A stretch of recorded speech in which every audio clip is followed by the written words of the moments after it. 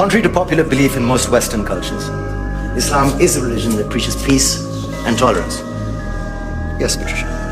If Islam truly is a religion that preaches peace, then how come the world's most troubled spots, the West Bank, Afghanistan, Pakistan, Iraq, they're all plagued with Islamic terrorism? But some might argue that the US invasions of countries like Iraq and Afghanistan are also acts of terrorism. No, those were acts of war to get rid of despotic regimes. Or a means of getting at a country's oil.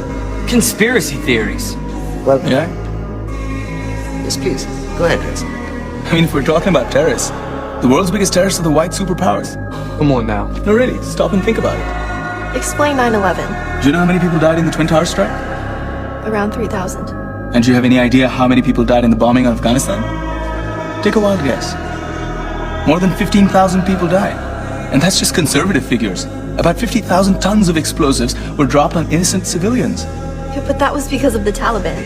Did you know that the Taliban was a creation of the CIA? To fight the Russians. Whatever. They were still harboring terrorists. Yeah, right. Terrorists that were never found. Just like the weapons of mass destruction that were never found in Iraq. Do you want to get into the death toll in Iraq? 500,000 civilians and counting. And what do Britain and America say when they don't find these weapons? They just say sorry.